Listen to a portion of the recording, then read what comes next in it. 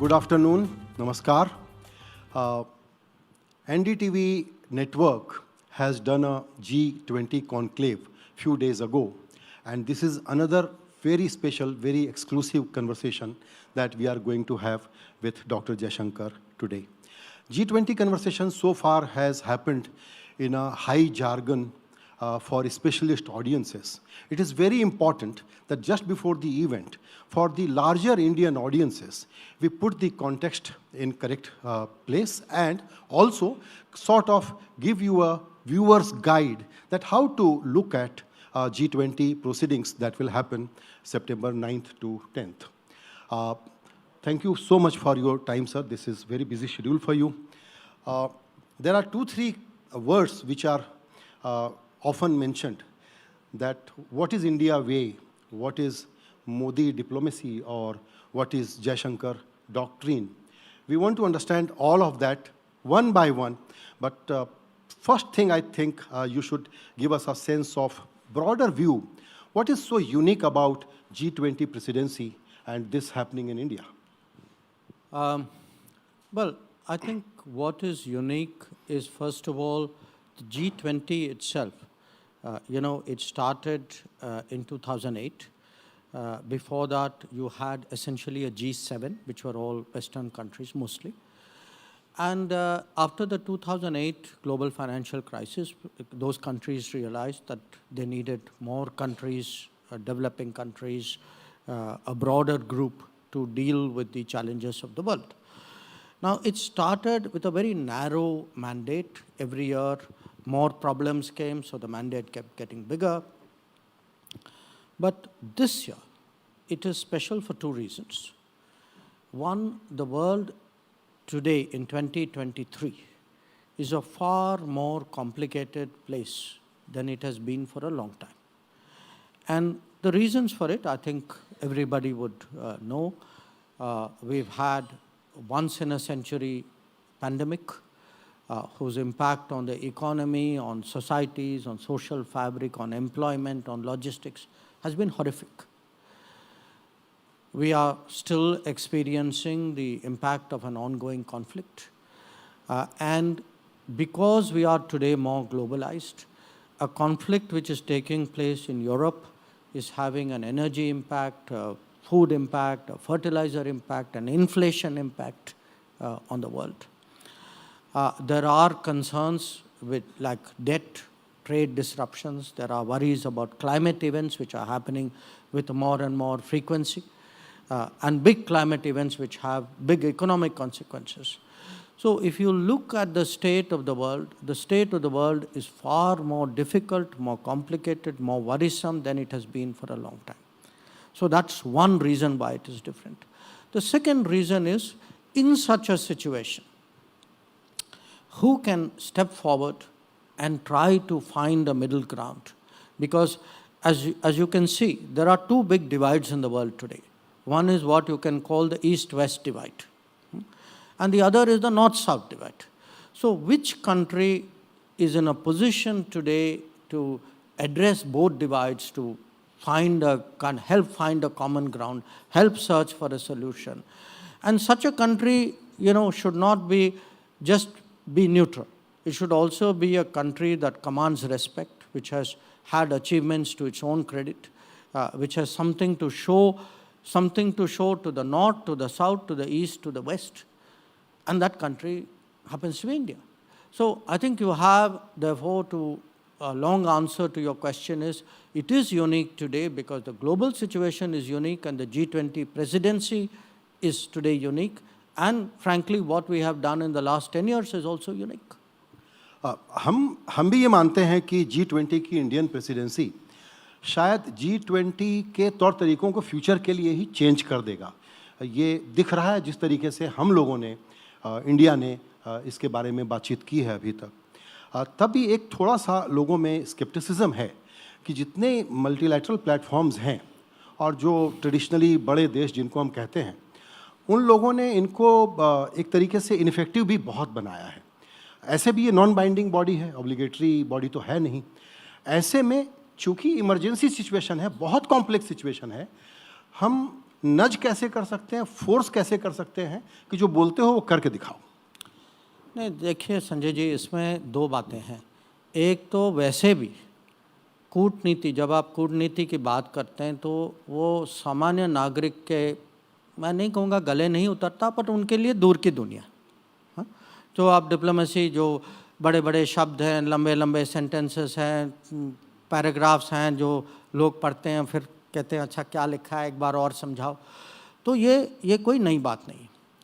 तो इस बार हमारी कोशिश है कि जो G20 में जो भी मुद्दे उठाए जाएंगे, जो बातचीत होगी, ये सामान्य नागरिक को समझना चाहिए। तो हम लोग, प्रधानमंत्री का शुरू से कहना था कि इस G20 को आप कॉन्फ्रेंस हॉल में नहीं रखिए, इसको आप राजधानी में नहीं रखिए, इसको आप पूरे देश में ले जाइए, जो मुद्दे जो हैं सबको समझाइए। तो जब आप मैं उदाहरण देता हूँ आपको, हम फूड सिक्योरिटी की बात करते हैं। क्यों बात कर रहे हैं? क्योंकि यूक्रेन और रूस जो थे वो जो वीट के बड़े सप्लायर थे, तो जब वीट सप्लाई की अनिश्चितता हुई तो तुरंत मार्केट प्राइसेस तो बढ़ गए। तो जब हम आज मिलेट्स की बात करते हैं, कहते हैं कि मिलेट्स को बढ़ाओ, क्योंकि अगर आप भारत में ही देखिए कि मोटा मोटा हमारा जो वीट प्रोडक्शन है वो करीब 100 मिलियन टन है, जो मिलेट का है वो 16-17 मिलियन टन है। अगर मिलेट्स की प्रोडक्शन, क्योंकि मिलेट्स में कम पानी लगता है, ज़्यादा ग्रीनर क्रॉप है, उसकी न्यूट्रिशन वैल्यू ज़्यादा है, अगर मिलेट्स की उत्पादन आप बढ़ा सकते हैं, आप देखिए आपका न्यूट्रिशन भी इम्प्रूव हो रहा है, आपकी फूड सिक्योरिटी भी इम्प्रूव हो रही है, आपका क्लाइमेट कंट्रीब्यूशन भी हो रहा है। तो ये एक उदाहरण है कि आपने सोल्यूशन भी निकाला और G20 के तहत आपने अपने सोसाइटी, अपने लोगों को भी समझाया, उनको भी लगता है कि we are part of the solution. जब हम कहते हैं जन भागीदारी, उसका मतलब है कि जो हम वो समय जब फॉरेन पॉलिसी कोई और करता था, कहीं और होता था, वो ज़माना गया। ये अब हम सबकी जिम्मेदारी, और ये मैसेज जो है अभी जो है G20 के प्रायोरिटी क्या है? Food, energy, climate. अब क्लाइमेट में भी अगर आप देखें, प्राइम मिनिस्टर का इनिशिएटिव लाइफ इनिशिएटिव है। लाइफ इनिशिएटिव का निचोड़ ये है, वो कहते हैं कि देखिए मैं मानता हूँ पावर जनरेशन, एनर्जी एफिशिएंसी, ये सब हैं बड़े रेलेवेंट, ये बहुत माने महत्वपूर्ण नीतियाँ हैं, पर जब तक हम रोज़ का लाइफस्टाइल जब तक हम नहीं बदलेंगे, उसमें हम क्लाइमेट फ्रेंडली प्रैक्टिसेस नहीं लाएंगे, तो इसका आपको समाधान नहीं निकलेगा। तो ये किस्म से हमारी कोशिश है कि जो कॉम्प्लिकेटेड प्रॉब्लम्स हैं उनके सॉल्यूशंस हम उसको कैसे सिंपल बनाएं, कैसे लोगों के मन में इसको माने अब्जॉर्प्शन के एक किस्म से प्रोत्साहन दें। और अगर हम इसको G20 के माध्यम से पूरे दुनिया में इसका प्रचार कर सकते हैं तो मैं कहूँगा हम अपनी कोशिश में सफल रहें। ये हमारा सेंस ऑफ रिस्पॉन्सिबिलिटी है कि हम पीपल सेक्शन के लेवल पे क्लाइमेट की इस इमरजेंसी से लड़ना चाहते हैं। लेकिन जितने ग्लोबल टॉक शॉप हैं, खास करके वेस्टर्न कंट्रीज जो सबसे बड़े सिनर्स और पोल्यूटर्स हैं, वो हमको लेक्चर भी ज़्यादा करते हैं, वो कमिट करते हैं, फिर क्लाइमेट फाइनेंस भी नहीं देते। तो जो सुनने के लिए रेडी नहीं है या सिर्फ लिप सर्विस करने के लिए रेडी है, इस इमरजेंसी में उनको कंपेल कैसे किया जाए? क्योंकि लगातार हम देख रहे हैं कि ये लोग लेक्चर बहुत कर रहे हैं, लेकिन इनको नहीं पता है कि भारत कैसे सोलर प्रोडक्शन के मामले में, सोलर पावर के मामले में दुनिया का सबसे बड़ा पहला देश बनने जा रहा है।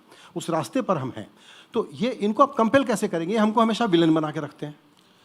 नहीं, ऐसा तो मैं नहीं कहूँगा। मैं मानता हूँ कि कभी कभी टॉक शॉप्स में ज़्यादा टॉकिंग होती है, वो मैं मानता हूँ।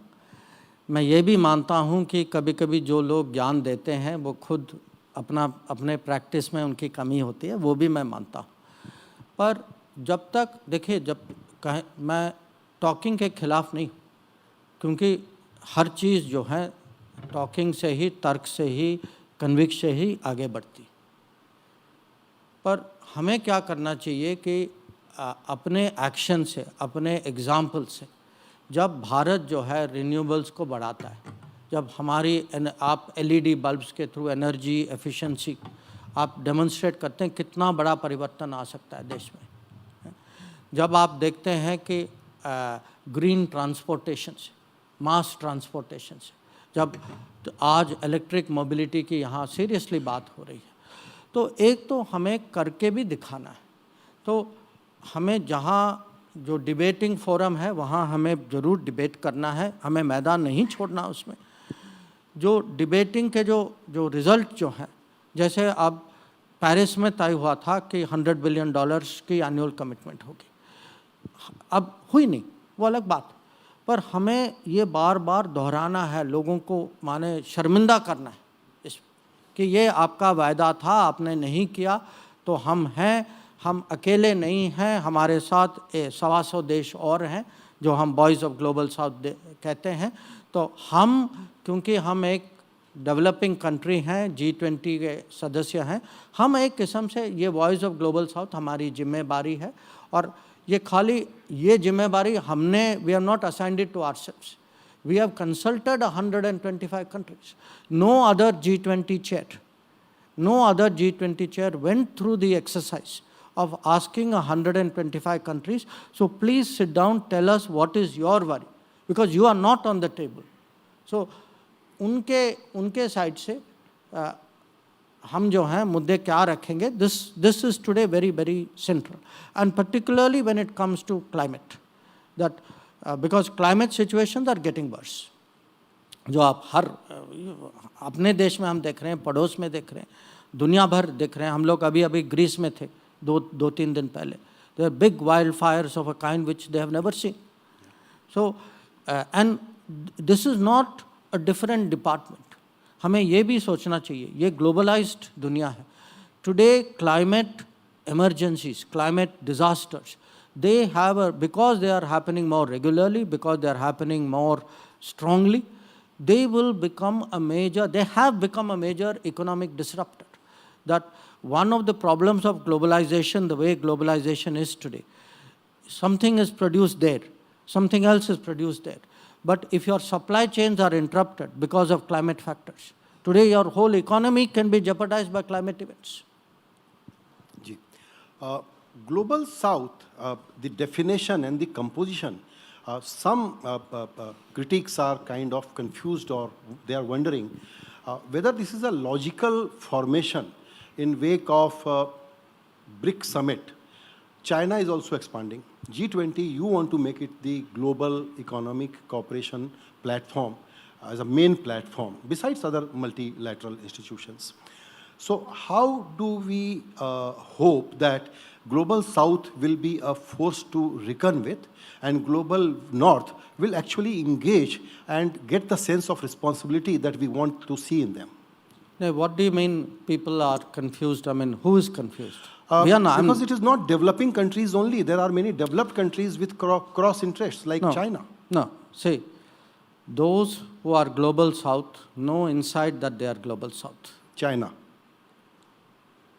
Let me repeat.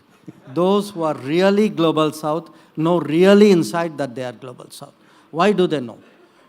Because at the end of the day, Global South is partly a reflection of development, obviously a reflection of income, a reflection of history, you know, what happened to them 100 years ago, 200 years ago. But at the end of the day, Global South is a place in the heart. You have to behave like Global South to be part of Global South. So people will judge. Anybody can say we are Global South. Question is, do you behave like Global South? And by Global South, to me, Global South is a country which is in the middle of its the vaccine program, that while we are vaccinating our own people, we are willing to share with others. We are Global South are those who, whatever their limited resources, they will do things for other countries, because there is that feeling today that we are you know, part of a family, that your problems are my problems. So I would say Global South to me is partly income, partly mindset, partly heart, partly performance on the ground. So if you look today at India, people do say, I have been to other countries where what we did during COVID has, even today people remember it. Not governments remember it. People on the street remember it. True. That I've been to parts of Latin America where I've been stopped on the street by people who cannot, with whom even language is not common, but who will indicate in some form that they care at that time they were with us. So, to me, the issue, the challenge is this. Global South is also, there is a sense of solidarity and a conviction which will make you do it in an emergency. So, right. Who shares even limited resources is a very important thing. So, आपने Covid का जिक्र किया, तो ये जो पूरा public digital infrastructure है उस पर आप लोग काफ़ी एम्फेसिस दे रहे हैं. हम समझते हैं कि हमारे डिप्लोमेटिक आर्सेनल में ये एक बहुत बड़ा वीपन है जिसको हम यूज़ कर सकते हैं अपनी दोस्तियां बढ़ाने में. इस पर क्या काम चल रहा है इस वक्त? हम समझते हैं कि बहुत सारे देश इसको लेना चाहते होंगे. देखिए, जब मैं दौरे में जाता हूँ दुनिया भर, जब विदेश मंत्री जाते ही हैं बाहर, हमारा काम ही बाहर है, तो ये बात जो है मैं देख रहा हूँ पिछले सालों में बहुत सारे देश हमसे बात करते हैं कि वो तो उनके लिए एक आश्चर्यजनक भी है, पर उनको लगता है कि भाई हमें आप जो आपका एक्सपीरियंस है हमें भी बताइए. और जो बहुत सारे चीज़ जो हैं वो माने खाली भारत में नहीं होते. अब जो लीकेज जो हो रहा था, ये हमारे यहाँ लीकेज हो रहा था पहले, बट ये हाँ उनके यहाँ भी होता है.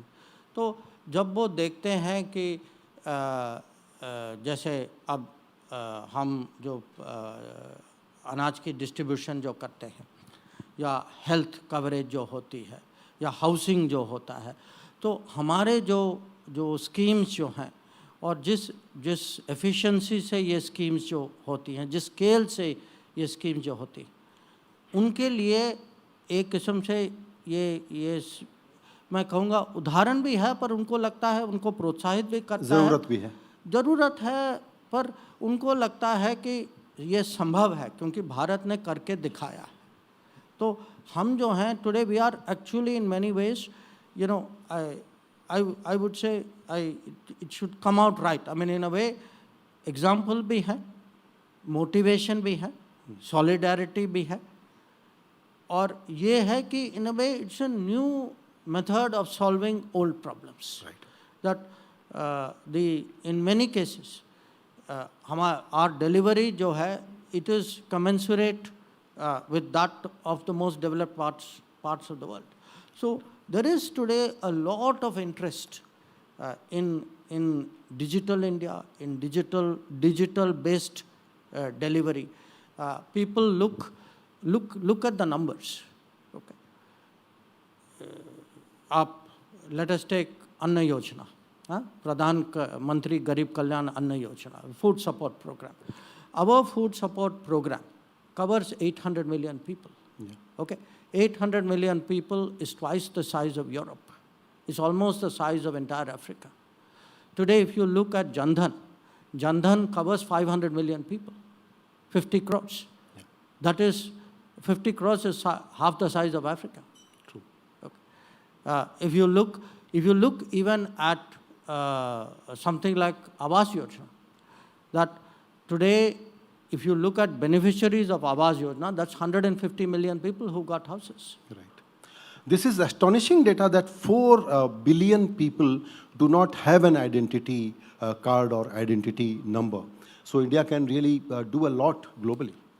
No, one part of it is to build identity, to build the digital delivery, to have in place the systems, to have the leadership and the visualization of this, and have the commitment to do that. So if you look at any of our programs, our programs are actually, every program I can give you a country which will relate. You know, you look at our Ujjwala program, that is the size of the population of Germany. Right. You look at even our Awas Yojana.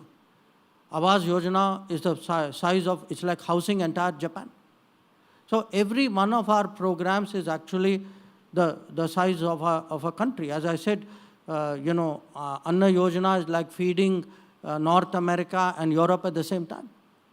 So we have to understand other countries today are watching us. See, part of G20, because I'd like to come back to G20.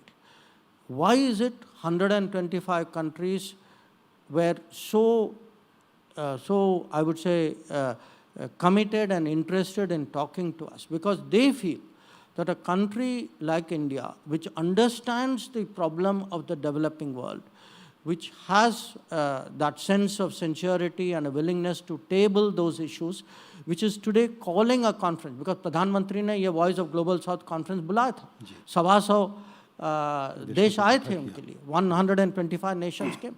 In the entire G20, we've never had a G20 chair who called all the countries not in the G20 and said, please come sit with me and tell me what are your problems, because I want to take your problems out there and put it before the rest of the G20.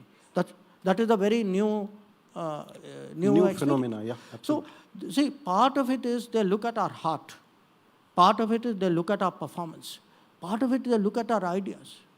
Today it is our ideas, our enthusiasm, our willingness, our sincerity. I think these are on demonstration. This is our credibility today. Absolutely. आपसे बहुत सारे issues हैं G20 से related ही बात करने के लिए, लेकिन हमारे डिस्टिंग्विश्ड गेस्ट भी हैं, उनके साथ भी आपका इंटरेक्शन करेंगे. लेकिन कुछ सवाल फिर भी मुझे आपसे मैं पूछना चाहता हूं, इसके पहले कि हम लोग ऑडियंसेस से सवाल लें. पहली चीज़ ये है कि जिस तरीके से G20 का अभी तक कन्वर्सेशन चला है, उसमें जॉइंट कम्युनिके कितना फिजिबल लगता है, खास करके तब जबकि ठीक इसके पहले चाइना फिर एक मैप रिलीज़ करके जिसको कहते हैं इरिटेशन खड़ा करना, वो कोशिश कर रहा है कि अक्साई चीन, अरुणाचल उसका पार्ट है. हम बहुत माइंडफुल हैं इस बात के लिए कि G20 इकोनॉमिक कॉपरेशन का एजेंडा है और वहाँ हमको साइड ट्रैक नहीं होना चाहिए. फिर भी ये चाइना ओवरहैंग तो जाने वाला नहीं है. नहीं, देखिए ये अलग अलग विषय है और कुछ लोग जो हैं हमारे यहाँ एम्बेसडर्स भी हैं, तो मैं इनको इसलिए मैं इंग्लिश में मैं समझाना चाहता हूँ. So the question really was twofold. One is, in a sense, where is the G20 going? Will you get a communique? That essentially was one part of it. And the second was reference to map in the inverted commas are mine, which was put out by China. So here is the answer. Where the G20 is concerned, you know, we as chair, as a very consultative chair and a very committed chair, we have held many meetings. We have tried to build a consensus. Many G20 ambassadors are here in the room, and they know, they have sat themselves in many of these meetings. So I am very confident that when we reach the G20 summit, that the collectively within the G20, there will be a shared interest in coming out with a common solution and a common statement about all the key problems of the world. And we certainly from our side will do everything to make that possible. I'm very confident that that will happen. It is a process right now. The second issue, जो आपका सवाल था वो about the map that they have released today. So this is this map which China has put out. Look, China has even in the past put out maps which claim the territories which are not China's, which belong to other countries. This is an old habit of theirs. It is not something which is new. It started in the 1950s. So just by putting out a map claiming territories, some of which are part of India, I think doesn't make that. I mean, these are very much part of India. So I would say, but I would not relate the two countries. I think we are very clear. We are very clear what our territories are. This government is very clear about what we need to defend our territories. You can already see that on our borders. So I think there should be no doubt about that. Just making absurd claims doesn't make other people's territory yours. Let's be very clear on that. Agreed. But then where does it put us in terms of the 1920 rounds of conversations that we had with them on disengagement? So what's happening on that? No, that's a different issue. That the disengagement talks are pertaining to the line of actual control. This is a map issue. I mean, this is not the first time they issued a map, as you know that they've been going. So I think there are two different issues. The disengagement talks, what is going on there. Are you hopeful? Which? About disengagement conversations, are you hopeful? I'm a person who spent a lifetime in diplomacy. Only hopeful and optimistic people come to diplomacy. So, there is no problem. There's no problem I believe we cannot solve. It is, and when I am representing in diplomacy 1.4 crore Indians, 140 crore Indians, I think there should be no doubt about that. Because, look, as a nation of 1.4 billion people today, we have a weight in the world. We have an influence in the world. We stand for something. So it isn't just, you raise it in the context of the boundary issues. But I go back to your G20 question. People look at us and say, here is a country, 1.4 billion people, 140 crore Indians. When they have done things, there was a time where say, what we have done for developing world, it has an impact. I think today, not only for the developing world, a lot of what we have done in digital, I think today is also an example for the developed world. That we have been able to show delivery in housing, delivery in health, delivery in farmers programs, which is riding on a digital backbone. We are a living example today of the power of technology and what it can do to the lives of people. Since we were talking about China, so in a manner of speaking, China was the place where you met Prime Minister Modi for the first time, if I'm not wrong. And you mentioned about your career as diplomat. We all are curious, and this question is being posed to you every time, but still we also want to know in a little more deeper manner. How does he work on the subjects like foreign policy? And what is different about PM Modi, because you have worked with many other prime ministers? How does he work on foreign policy? He has a lot of interest, I must tell you. And not just now. I first met him in 2011. In 2011, he was there for a few days. I was then in China as ambassador. I found him very interested, very insightful, but very willing to learn. So it was a mix of all of that. And since then, last 10 years, I travel a lot with him. When I travel with him also, a lot of his travels are constantly trying to understand, okay, वहाँ क्या हो रहा है, इन्होंने कैसे किया, what is new here. So he's constantly looking, you can say like a best practices, because he's a very, someone very committed to building India, but at the same time very technology friendly, very open-minded, always willing to see, okay, what is it, how is it, somebody has done something, which he can then in some way apply out here.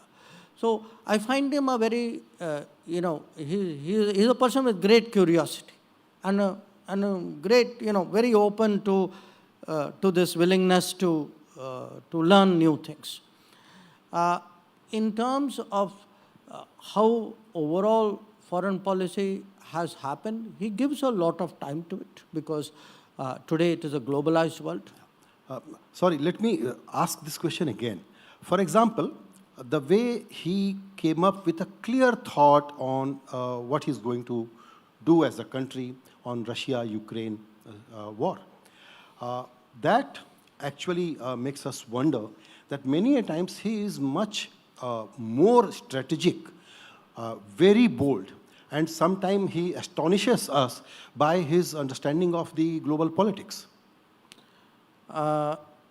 Well, you could say that. I may not say it now in 2023 because I've seen in last 10 years that he clearly has a very strong understanding of global politics, so it doesn't astonish me. So, but say, but it's a good example you gave. You know, just that one sentence. ये युद्ध का युग नहीं है. Which basically that this is not an era of conflict. I mean, this is what he said when he was meeting President Putin in Samarkand. I mentioned to you because, in a way, if I were to take a single sentence of global sentiment, see, global sentiment today does not envisage conflict or war as a solution because it has so many consequences for everybody's life. So, I would say he, in that one sentence, articulated what were the views of very diverse countries.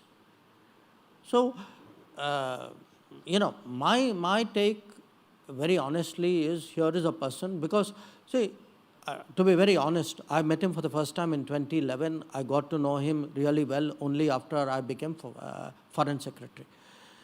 I did not know how much he had traveled before, what his experiences were, how much he had picked up, what his connections were. I mean, I'm still amazed at the people that he knows, the places that he's been. He will say, you know, I remember, acha main wahan gaya tha, mera wo anubhav tha. So, he, you know, there is a lot to him which perhaps only those who know him well really get. Now, since I've had the privilege of working for the last 10 years, I can say, okay, I know him a little bit better than I did 10 years ago. So there is a lot of, for him, you know, interest in the world. I mean, if you look even at the way we've handled G20, look at our motto, you know, the idea of one family, of one future. Look at the fact that we consulted 125 people. I mean, we did our presidency. We are doing our presidency in a truly global manner. That today you actually have someone who's thought this through and said, when I go out there, I'm not only speaking for, you know, 1.4 billion Indians, but I'm also speaking for 125 other countries because they're not on the table and they need somebody to speak for them. नहीं, G20 का तो जो scale है वो बिल्कुल ही बदल गया है और आने वाली जो प्रेसिडेंसीज होंगी अलग अलग देशों के पास उनको मैच करना पड़ेगा, ये भी एक चैलेंज होगा. एक चीज़ और, अभी चूँकि आप ट्रैवल कर रहे थे ब्रिक्स समिट के दौरान, तो वहाँ पर जब चंद्रयान वाला किस्सा हुआ तो हमने ऐसे ही सुना थोड़ा बहुत कहीं से कि एक तरफ आपका ब्रिक्स समिट चल रहा है, दूसरे सारे मसले चल रहे हैं, चंद्रयान का लैंडिंग हो गया है, उसमें उनका फोकस इक्वली चंद्रयान वाले पर भी लगा हुआ था. तो हम उस नरेंद्र मोदी के बारे में थोड़ा जानना चाहते हैं. What was he doing? You know, it was a very interesting experience because we arrived in Johannesburg the first day. So the first event was a business event. I didn't go because we had a foreign ministers meeting. Then there was a retreat. The leaders came for a retreat. So already by the time we reached retreat, there was a little bit of talking had started. Chandrayaan is going to happen, landing is going to happen. The next day was actually, we did a morning session, and then the Prime Minister left the session because he wanted to join ISRO, you know, given the strong sort of bonding that he has with them. But by the second day, already, even in the BRICS, the talk had shifted to Chandrayaan. It was, so I actually had a room, you know, where the entire room, in fact, I remember at one time, there was a big screen like out there in the corner. So it was very difficult to talk without being distracted by the screen, because screen was, so at some stage, the Prime Minister, the President of South Africa said, you know, Foreign Minister, you look like the Chandrayaan is up there. You keep looking up there. So I think it had got into people's imagination and attention. And that evening, I must tell you, we had, because the BRICS Plus, so you had about 50 other countries, presidents, prime ministers who joined. So the speech which President Ramaphosa gave, and it was like the Chandrayaan was like a collective, everybody felt part of it. In fact, he said that. He said, I'm going to sit next to Prime Minister Modi and I hope some of it will rub off onto me. So that kind of sentiment was very strong. And in fact, at one stage, I remember there was a long table, a U-shaped table, maybe 150 people were sitting there. And people just spontaneously got up. So Prime Minister actually had to go the length of the table, individually shaking hands, accepting. You had that sense in the BRICS that this was not just India's achievement, that very large part of the world was with us. That, as President Ramaphosa said, your achievement we see as our achievement. We hope, given India, that there is an expectation in the rest of the world that we are a kind of country, we will share, we will, in a sense, help with other people's capacities. So people do see it as a bigger event. Right. अब लोगों के सवाल ने उसके पहले मेरा एक आखिरी सवाल आपसे और है, शायद उसके बाद फिर एक दो सवाल और। वो ये कि ये जो B20 पर आपकी स्पीच और प्राइम मिनिस्टर की स्पीच, दोनों में बहुत सारी पोटेंशियल नई बातें सामने आई हैं। लगता है कि एक ग्लोबल कन्वर्सेशन को you will impact in a different way now. तो उन्होंने एक बात कही ग्रीन क्रेडिट की, और उसके साथ ये भी कहा कि कार्बन क्रेडिट के आगे की बात करें, और कार्बन क्रेडिट का बहुत लोग मज़े भी ले रहे हैं। इसका क्या मतलब था? नहीं, देखिए, मैं नहीं कहूँगा, ये जो प्रधानमंत्री के मन में है वो जब वो स्पष्ट करना चाहते हैं वो बिल्कुल करते हैं, जब वो थोड़ा इसको ओपेक रखना चाहते हैं वो भी जानबूझ के रखते हैं, पर उसको आप छोड़िए। हमारा जो वहाँ लक्ष्य था, we are talking about the B20 meetings. अभी जो है जो B20 के सामने जो मुख्य विषय जो है, एक तो है सप्लाई चेन का, कि सप्लाई चेन जो हम कहते हैं कंसंट्रेशन, कि दुनिया में आज अगर आप देखेंगे मैन्युफैक्चरिंग एक किस्म से ओवर कंसंट्रेटेड है। कुछ क्षेत्रों में मैन्युफैक्चरिंग है, बहुत सारे क्षेत्रों में नहीं है।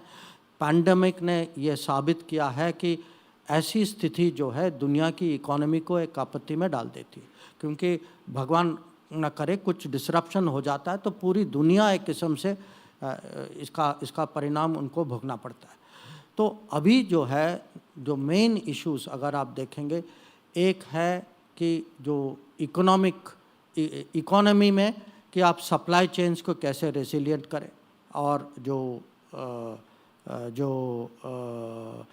इसकी जो एक किस्म से इसको डेमोक्रेटाइज आप कैसे कर सकते हैं। डिजिटल डोमेन में आप ट्रांसपेरेंसी और ट्रस्ट को कैसे बढ़ा सकते हैं। सस्टेनेबिलिटी में आप कैसे ग्रीन ग्रोथ को प्रोत्साहित कर सकते हैं। और इसमें कुछ देश जो हैं वो अपना एक किस्म से वो अपना इसको एक बिज़नेस बना रहे हैं, और जो सचमुच जो ग्रीन ग्रोथ जो होना चाहिए, और ये हमारी पुरानी शिकायत है और खाली हमारी नहीं है, पूरी विकासशील दुनिया की शिकायत है कि अगर आप देखें पेरिस में जो कमिटमेंट हुआ कि हर साल आप कम से कम $100 बिलियन देंगे। अब हम सब जानते हैं कि परफॉर्मेंस आप देखिए कि वहाँ तो कमिटमेंट सब ने दे दिया, और उसके बाद बहुत क्रिएटिव अकाउंटिंग हो रहा था कि भाई ये भी डालो वो भी डालो, कहीं ना कहीं किसी तरीके से हम 100 तक पहुँच जाए। तो ये तो उनका मुझे लगता है कि ओवरऑल हमारी मैसेजिंग थी कि G20 को ग्लोबल साउथ के जो विषय जो हैं उन पे बल देना चाहिए। जब तक debt, trade, investment flow, transparent connectivity, digital equity, gender gaps की सल्यूशन, सस्टेनेबल लाइफस्टाइल, ये हैं विषय। तो इन सब का सलूशन निकलना चाहिए। और अगर G20 जैसे ग्रुपिंग जो दुनिया के सबसे शक्तिशाली 20 देश हैं, अगर वो इसको लीड नहीं दे पाएंगे तो कौन देगा? बिल्कुल बिल्कुल। अब हम लेते हैं कुछ ऑडियंसेस के सवाल। Over to Priyansh.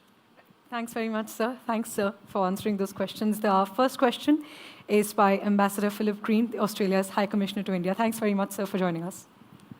Thank you, ma'am. And let me first say Minister, how much I agree with your comments about your chairing of the G20. It's been very ambitious, but also designed to listen carefully and to bring consensus. As you know, sir, I am new in your country, and one of the ways I'm trying to learn about your country is to read your book, The India Way. All right. I can suggest better ways. But If I may quote from your book, you write, "The India of the Mahabharata era was also multipolar, with its leading powers balancing each other. But once competition between its two major poles could not be contained, others perforce had to take sides." Are we approaching a similar time in our world? And would India be ready to take sides? I hope not, meaning I hope not to the first part of the question, which is I hope we are not approaching such a situation. I actually think we're not approaching such a situation. I think the world is getting more multipolar. If I were to give you India's own example, a few decades ago, but not so long ago actually, we would be, say, number 10 hierarchically in terms of the nominal size of our economy. Today we are number 5. So the fact that in fact a G7 today has yielded place to G20 itself tells you the world is becoming more multipolar. So I don't think today global decisions are any more a prerogative of a small group, nor are they a prerogative of 2 countries. Okay? So yes, I accept that in the world there is, a particular country is number 1 in terms of size and influence, another country may be number 2. But I don't think today 1 and 2 have the weight and the influence and the clout and the standing that they can control the entire international system. In fact, I would argue the opposite, that the world is getting more regionalized, that if you look at the relative weight of the 3, 4, 5, all the way to 20 and beyond 20, that in fact they have a much greater say today in the world than they had before. So I would say the kind of analysis the situation which happened in the Mahabharata, I don't think will happen in the world today. I think we are genuinely heading for a much more multipolar world, which will require a kind of a much more nimbler diplomacy. It'll not be obviously this world will have its frictions and problems, but that kind of sharp polarization, I think that's of a different era. Thanks very much, Dr. S. Jaishankar, for that answer. And thanks very much, Ambassador Green, for the question. Our next question is by Lieutenant General Satish Suha, the former Chief of Integrated Defense Staff. Over to you, sir. Thank you. Good evening, sir, and thank you very much for a very excellent, decoding. Sir, allow me to take you away from G20, only to bring us back to it.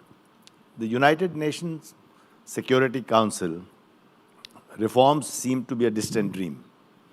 India and a couple of other countries, it seems, are not likely to be inducted as permanent members. Coming back to G20, now the G20, as you've just explained, and we've all been experiencing over the past 1 year, the government has actually, the Indian government has very imaginatively and skillfully, adroitly turned this G20 into G120, 125 actually. India is also increasingly becoming the voice of the global south. Is there a likelihood of the G20 gaining importance at the expense of United Nations, which is getting increasingly marginalized anyway, even if I'm overstating it? I do realize that G20 initially started as an economic grouping, but that too can change. Your comments, sir. First of all, where the UN Security Council and UN reform is concerned, It's not going to be easy, but I would urge you not to be pessimistic, because the really big achievements do take time, they take hard work, they take a lot of negotiation, and I'll give you a very good example of it.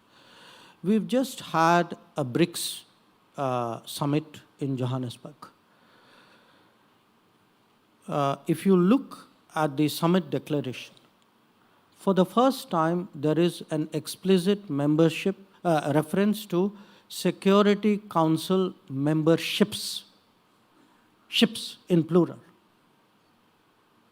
So, and there is a specific reference to India, Brazil, and South Africa.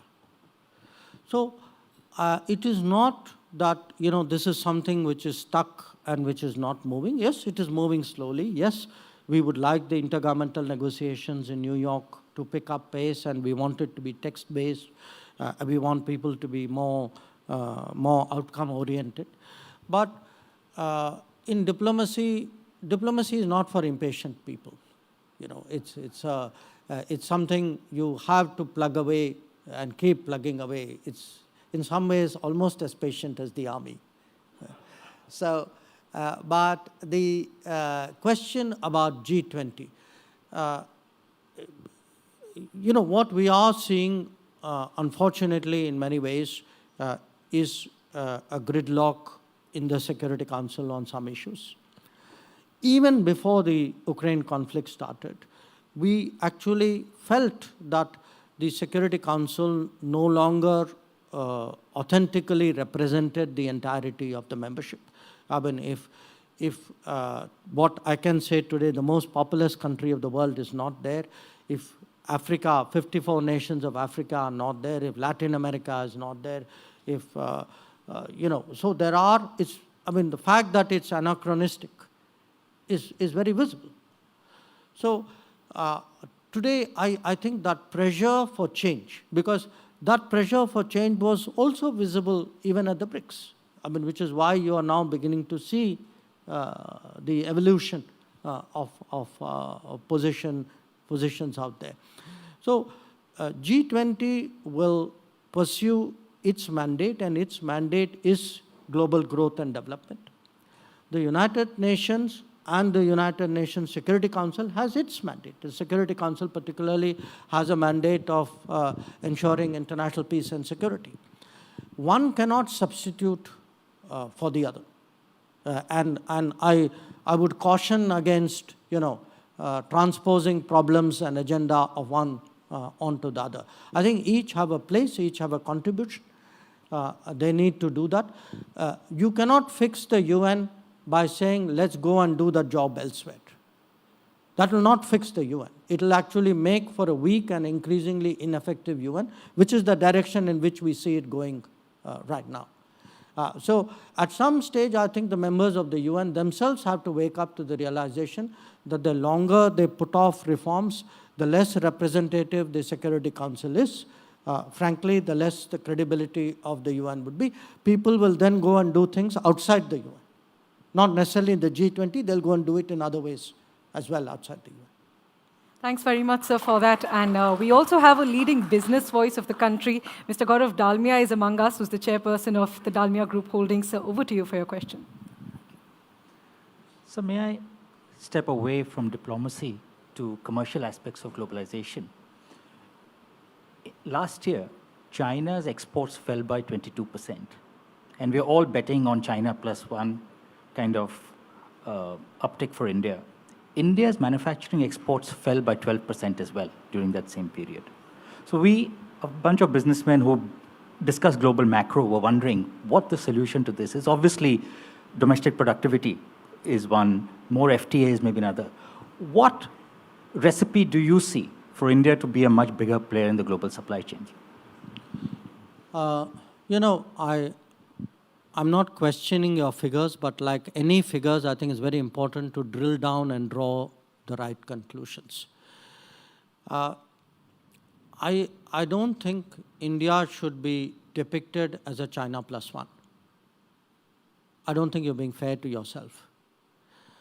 I would say countries will invest in India, we ourselves will invest in India when we actually show our capability, our competitiveness. We create the infrastructure, we have the human skills, we have the institutional basis to become a modern economy which is contributing more to the global economy. And that is essentially what we've been trying to do for the last decade. Because what quite honestly happened earlier was it was almost as though we had given up on manufacturing. You know, you had this narrative which said, oh, we're great on services, which was a cop-out, very frankly, of manufacturing capability. Now, in the last decade, you've seen a different direction. You've seen a conscious effort at creating the requisite infrastructure, which is articulated in the Gati Shakti initiative. You have seen developments like the performance production-linked incentives. The idea is to get world-class business into India. You have seen a recapitalization of banks and a credit support policy to business. And you've seen an overall easier to make it do business climate, which frankly contrasted with what at that time was an unspoken making it harder to do business climate. So this, you know, the world will come to India, not because India is a China +1, but because India has the capacities and the capability, the international credibility and the capability which will make us a good destination, and I think that is happening.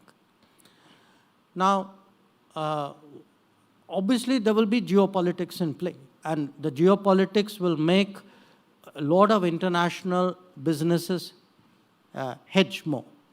But I think it's important for us not to be complicit, to continue the path which we have done since 2014, to find ways of today growing manufacturing in this country, because at the end of the day, this is pro-employment policy.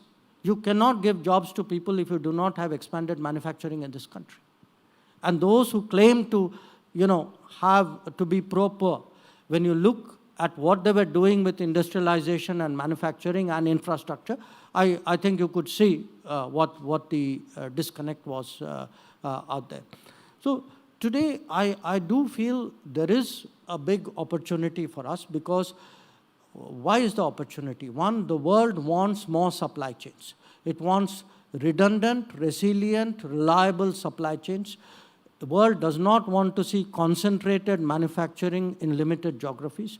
The world wants to see trust and transparency when it comes to digital business. The world wants business to be business. It's sensitive about, you know, how business is handled politically by various states. I think all those things work in our favor today.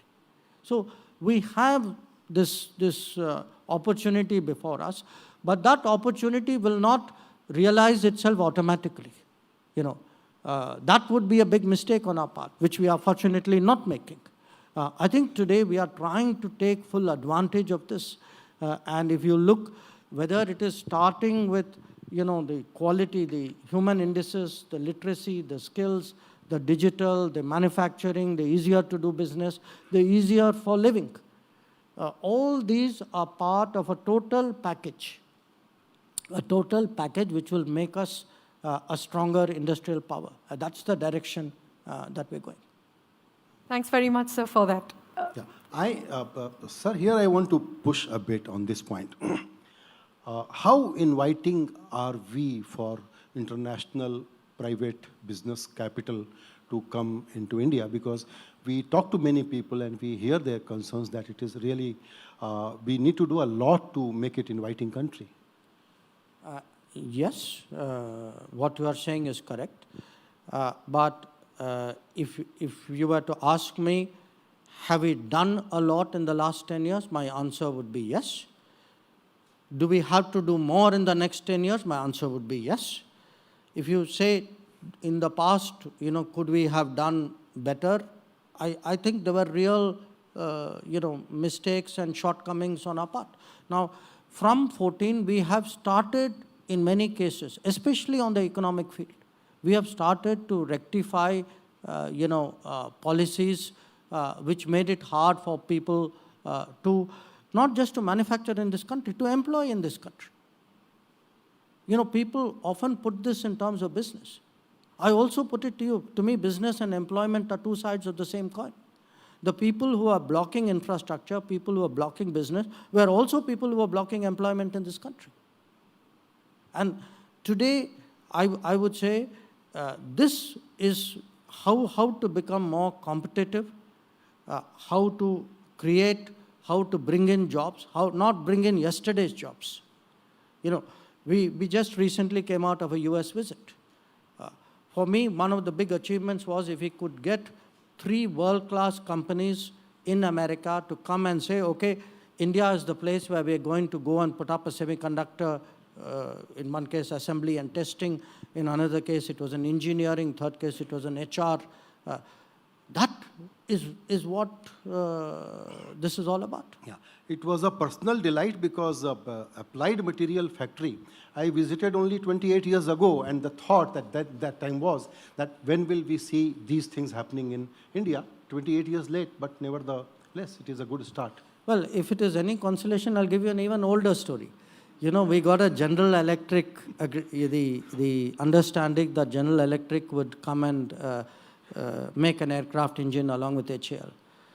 I was there in 1986 when we actually had a delegation from India which came to General Electric. Dr. Kalam was part of the delegation. It was led by Dr. Arunachalam, who just passed away. And you know, from 1986, it was our endeavor to see if we can actually get aircraft engine technology transferred to India and to make engines there. So, yes, a lot of these have been long pending problems, but I think today, look, we are in a very interesting position in the world today. The G20 in many ways symbolizes this. The world sees us today, and if I were to give you 4 or 5 examples, with this whole buzz about Chandrayaan, you know, genuinely, I mean it. People are very excited about Chandrayaan and the fact that it went close to the South Pole. It was a very difficult mission. If you talk today to people about 5G and say India is today deploying its 5G stack at a very rapid pace. I went through this whole COVID experience. You know, it wasn't just the vaccine. It was equally the COVID platform. The fact that we could organize in a systematic way without any marpeat for 1.4 billion people to have their vaccination. You know, it was, a lot of the world saw it as a marvel. So, to me, the semiconductor, engine technology, I see a lot of other things coming our way. But what it requires on our side are the right policies. It requires progress on the ground. It doesn't mean, you know, it means getting it right and implementing it on the ground. And I would suggest to you, it is the credibility of the last 10 years that we now see pay off. We now see payoff, whether it is applied materials, whether it's a General Electric, or whether it is the fact that 125 countries came and met us and said, please put forward our position at the G20. Right.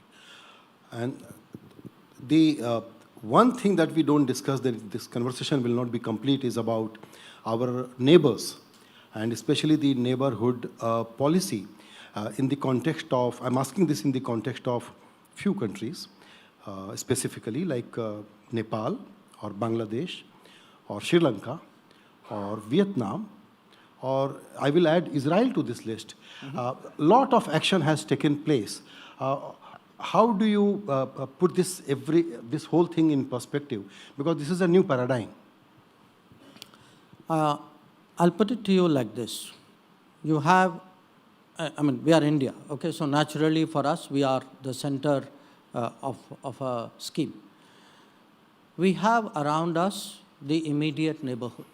So Nepal, Bangladesh, Myanmar, Sri Lanka would fall in that immediate neighborhood. What we are trying to show to that immediate neighborhood is, as the biggest country of the neighborhood, as the largest economy, we are happy to work with you so that together the entire neighborhood can be more secure and more prosperous.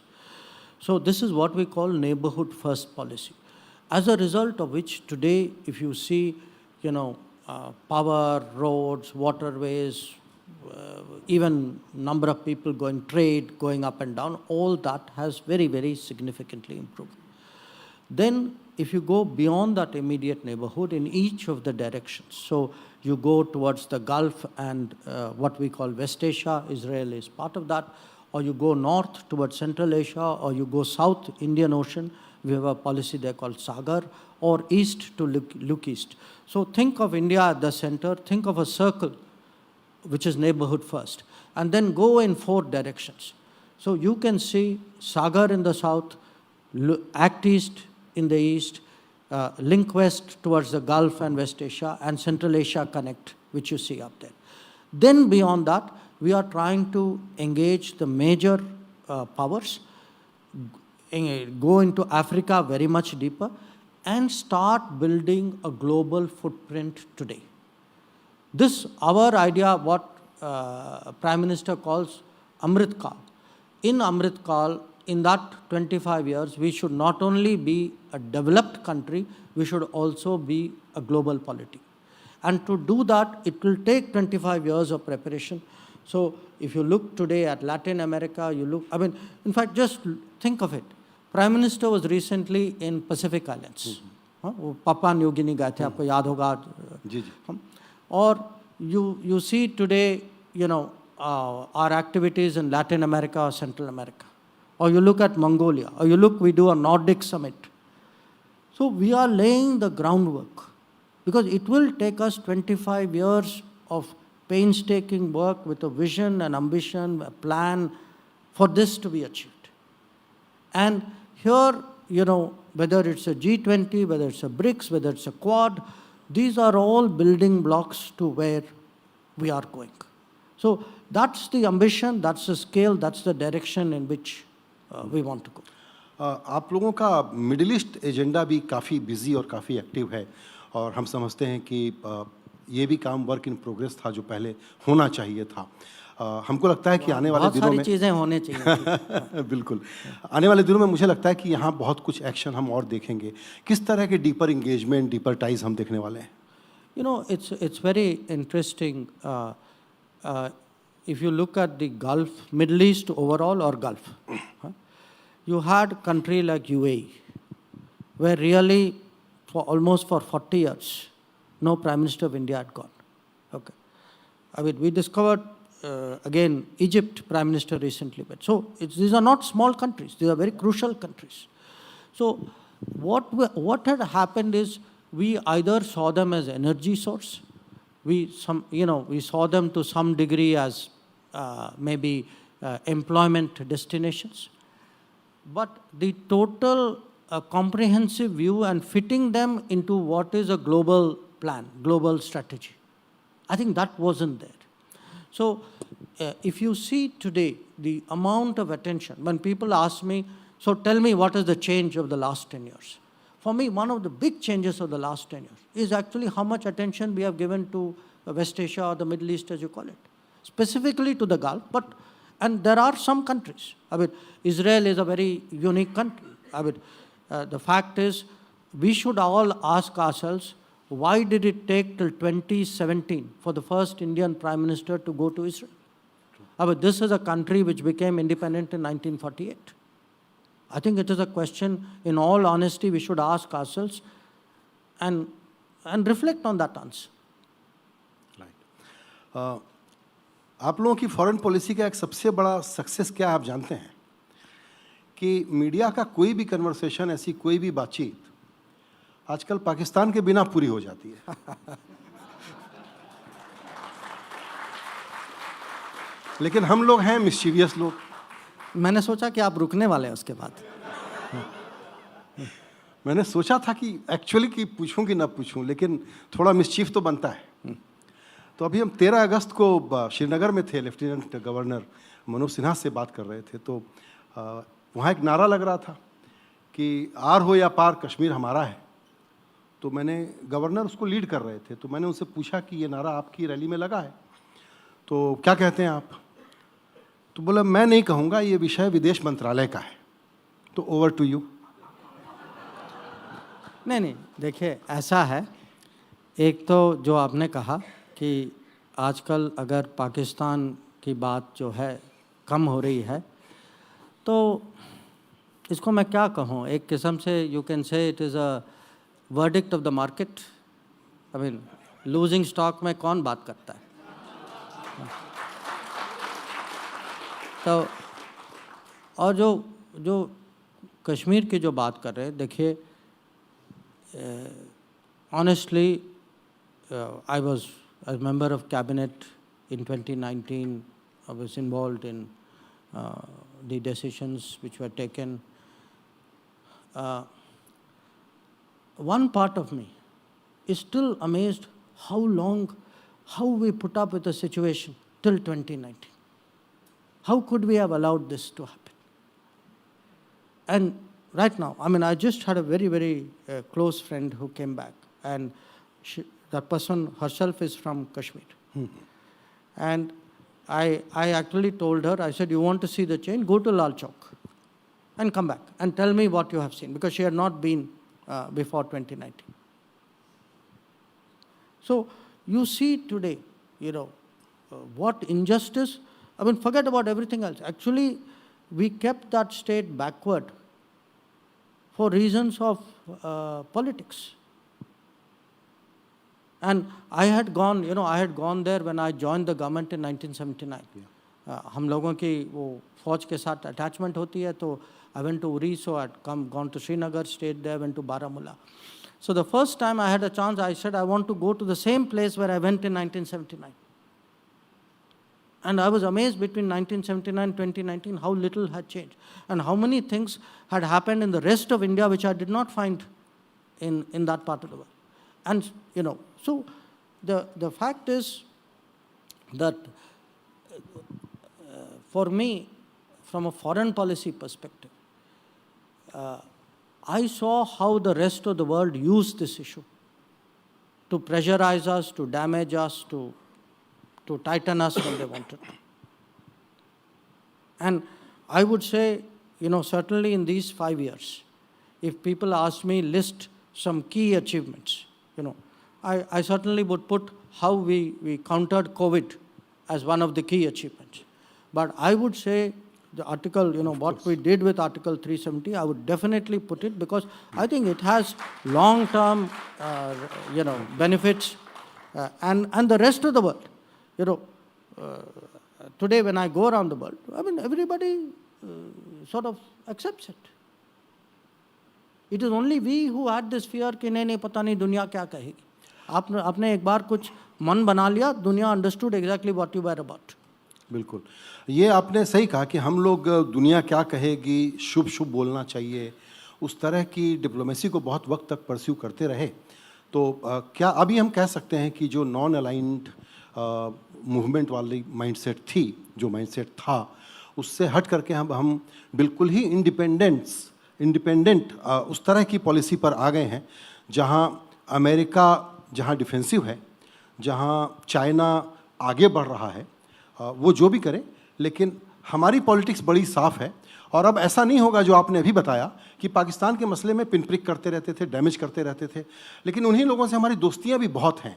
उनको समझ में आ गया वो शरारतें बंद कर देंगे क्या, क्योंकि कभी कनाडा से कुछ खबर आ जाती है, कभी यूके से कुछ खबर आ जाती है. नहीं, देखिए, माने पॉलिटिक्स हर जगह बहुत कॉम्पिटिटिव होती है. इंटरनेशनल पॉलिटिक्स तो सुपर कॉम्पिटिटिव होती है. तो इसमें जो है, अगर आपकी कोई कमज़ोरी हो तो आपके दोस्त भी उसका उपयोग करते हैं. ये हकीकत तो ये है. तो हमें जो है एक किस्म से दोस्ती तो बनानी, दुनिया के साथ तो बनानी चाहिए, पर हमें हमारे मन में ये भी बहुत क्लियर होना चाहिए कि जब हमारे हितों का सवाल है, हमारी सुरक्षा का सवाल है, तो उसमें जो है हमें कॉम्प्रोमाइज़ नहीं करना चाहिए. अब मैं जानता हूँ कि कहना बहुत आसान है, करना थोड़ा और कठिन है, पर अगर आप देखें जहाँ जहाँ हमको स्टैंड लेना था, अब मैं पिछले कुछ सालों के उदाहरण देता हूँ आपको. आपने खुद यूक्रेन की बात उठाई. हमारे मन में बहुत स्पष्ट था कि अगर पेट्रोल एनर्जी के दाम बढ़ेंगे, हमें देखना चाहिए कि हमारे हित में क्या है. हम आर per capita income today is below $3,000. I cannot unnecessarily, I should not expose our people to an inflation due to petrol hike if I can find a better solution. So, for me as foreign minister, I had very clear directions from Prime Minister that you will take whatever stand which is best for India, and if that meant making it clear that we will follow a certain energy policy, we did. Same thing I would say with Kashmir.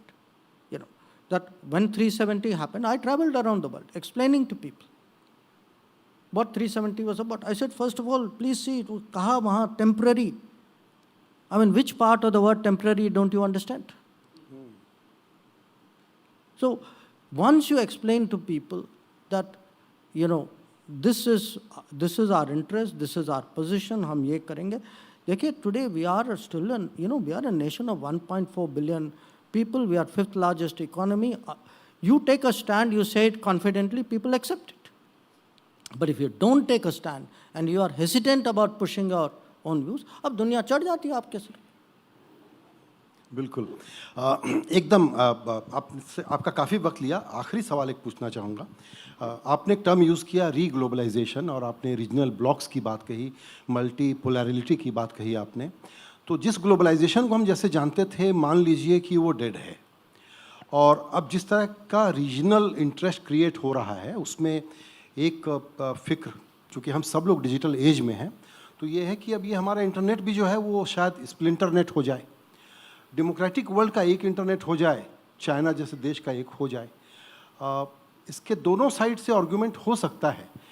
एक larger picture with your experience and you are navigating most complicated things currently, what kind of world we are going to see? Multipolar, that means that broken world actually.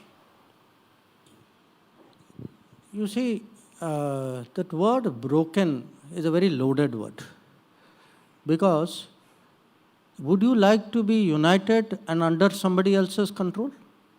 Or would you like to be broken in inverted commas and have freedom of action? To me, it's not a broken world. It is, see, what is today one of the big problems? Because this is a problem that COVID brought out to us very clearly, that there is over-concentration. When COVID happened, forget about ventilators and PPEs, even masks and gloves. Everybody found you had to go to one country and put orders, and prices went up 5 times, 10 times, 15 times. Now, COVID taught us that tomorrow something else can happen. Some other pandemic can happen, conflict can happen, climate event can happen. In any, think of the world as a business. In any business, would you depend on one supplier? There are rules in this country, in fact, in most democratic economies, saying, what are called antitrust. Kisi ki monopoly nahi honi chahiye. One company should not run all the businesses. You have a antitrust at home, but you will allow in the world economy, a single source or a single geography to control most things. True. It doesn't make any sense to me. It's actually very dangerous. So, what is the lesson from COVID? The lesson from COVID is, please diversify production, have more centers, have more supply chains, have more transparent supply chains. So, when I say, and I give you, one part of it is this concentration. The other part, if you look during COVID, there were countries which stocked 8 times the population of that country in terms of vaccines. 8 times. And next to it were countries who did not get 1 vial of vaccine. How can you allow that in this day and age? So, it is important today. हम सब Africa की बात करते हैं. You want to help Africa, help them build health capacities. Why is it? Why is it took a country like India? I've been to, I'm अगल बगल की बात नहीं कर रहा, not a neighborhood of India. In the Caribbean, why should countries in Caribbean get their first vaccine from India? Why did they not get it from Europe and from North America? They are much closer. They had more vaccines. So, look, today this old model of globalization benefited limited number of companies, limited number of countries. It created a global business which was controlled by few people. To me, it was fundamentally anti-democratic. It was anti-democratic. The global risks were very high. The COVID showed that. I think today, if you ask people in Africa or Latin America or Asia, people want to be more in control of their lives. The next time there is a crisis, I don't want to depend on some other country and say, "Acha, will he give me or not give me?" I want to have some basic capacities at hand. I can give you the opposite also. You know, today, one reason, if you go to the Gulf, every Gulf country remembers one thing about us. इस देश में lockdown था, but we did not stop food supplies to the Gulf. Every Gulf country remembers this. So, I would say, I'm not in denial of globalization. ये हकीकत है, you cannot reverse it. But unfair globalization, concentrated globalization, that is something which I think we should first put it into the talk shop, as you say. प्रचार करना चाहिए, get people लोगों को जागृत करना चाहिए. Exactly. तो ये जो आपने कहा, ठीक है, आप विदेश मंत्री हैं और आपकी अपनी एक लैंग्वेज है या टर्मिनोलॉजी है. क्या मैं यूं कंक्लूड करूं इस चर्चा को कि जहां पर एक अमेरिका और यूरोप की लीडरशिप या दादागिरी कमज़ोर हो रही है, चाइना चलता रहेगा और उसकी भी दिक्कतें हैं, ऐसे में भारत अब लीडिंग पावर बनने के लिए जो बाकी देश हैं, डेमोक्रेटिक कंट्रीज़ जो हैं सारी, उनका एक बड़ा वॉइस बनने के लिए वेल पॉइज्ड है और इस अपॉर्चुनिटी को अब हम ग्रैब करके ही मानेंगे. नहीं, एक तो मुझे खुशी हुई कि आपने ये शब्द लीडिंग पावर का प्रयोग किया, क्योंकि मुझे लगता है कि हमें भी एम्बिशियस होना चाहिए. No, after all we are a old civilization, we are 1/6 of humanity, as I said, 5th largest economy, likely to be 3rd. So there is a lot. There is nothing wrong in being ambitious. But ambitious should be backed by performance. And today people say, हमारी चर्चा जो है G20 से शुरू हुई. Why did 125 countries agree to meet us very quickly and say, okay, please, this is what we want you to put? Because we have credibility today. We are not just the country in the middle. Yes, there is an east-west and there's a north-south. But this India, which is today bridging east-west and north-south, also commands respect due to what we have achieved over the last 10 years. It could be digital, it could be COVID, it could be, innovation, startup. So I think there is a lot that we have going for us, and my sense is that there is a lot that मुझे जो वहाँ अभी भी याद है, जो राष्ट्रपति Ramaphosa ने कहा, that this is not only India's achievement. All of us today are feeling that Chandrayaan up there is also ours. I think there are very few countries, other people's spaceships went up. I don't know if anybody else evoked the same sentiment that we did. Right. Since you observed that word, I noticed that word, leading power. So conventionally, people have used the word superpower. Do you think great power in the context of India is a better word? I would say, देखिए, बहुत सोच समझ के we arrived at a certain formulation. So I think leading power. See, that era of superpower, I think, is over. I'm more fascinated with great power. Okay, we will continue this debate some other time. Thank you so much sir. आप अभी बहुत busy हैं, मुझे पता है, लेकिन देश में इस वक्त G20 का ये जो आयोजन हो रहा है, उसमें हमारे कुछ मेहमान यहाँ, देशी मेहमान, विदेशी मेहमान. वादा आपका ये था कि पूरी बातचीत हिंदी में करेंगे, लेकिन थोड़ी सी अंग्रेज़ी, थोड़ी सी हिंदी में ये बातचीत हुई. सारा आइडिया ये था कि NDTV प्लेटफॉर्म, जिस पर कि विदेश नीति का कवरेज ऐसे भी बहुत ज़्यादा होता है, उसमें हम लोग इस कन्वर्सेशन को इंडियन ऑडियंसेस के लिए और हमारी ग्लोबल ऑडियंसेस के लिए ऐसा एक्सेसिबल बनाएं कि ये समझ में आए कि G20 इस वक्त सिर्फ एक और इवेंट नहीं है जो एनुअल इवेंट होता है दुनिया भर के देशों के कैलेंडर का. ये शायद एक ट्रांसफॉर्मेशनल मोमेंट है और 9-10 सितंबर को जाहिर है कि इसके आउटकम से हमको उसकी जानकारी मिलेगी। आपने वक्त निकाला, आपका बहुत शुक्रिया and thank you all. Thank you.